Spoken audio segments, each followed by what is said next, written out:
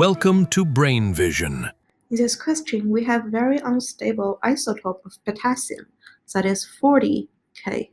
And this unstable isotope has a half-life of 1.28 times 10 to the 9th here.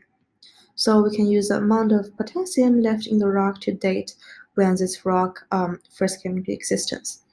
Part A asks us how many decays occur in a sample that contains the original mass 1.63 times 10 to the negative 6 grams of this potassium. So this can be found. We're looking for how many decays occur per second. So we have an equation of dN dt equals lambda times n.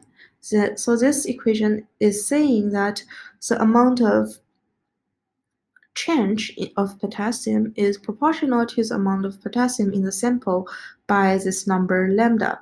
So we do not know what lambda is, but since we know the half-life, we can find lambda from the half-life.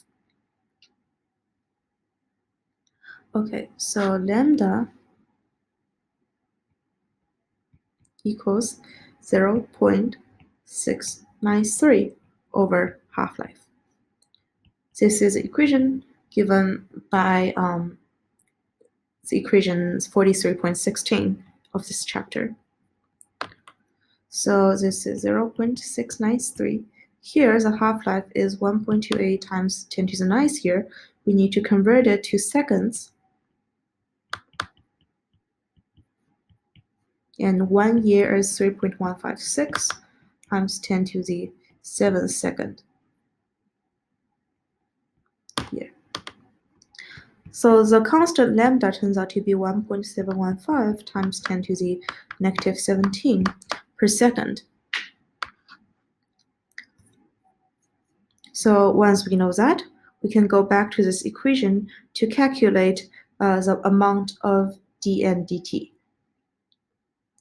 But one more thing is that we also want to know how much, what is the number of potassium, because here we use N instead of mass. So we also need to find how many potassium atoms are there inside the sample. So N equals the amount of mass in total over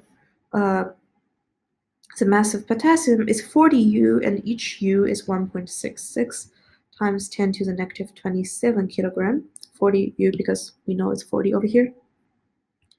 So the amount of potassium atom is 2.454 times 10 to the 16.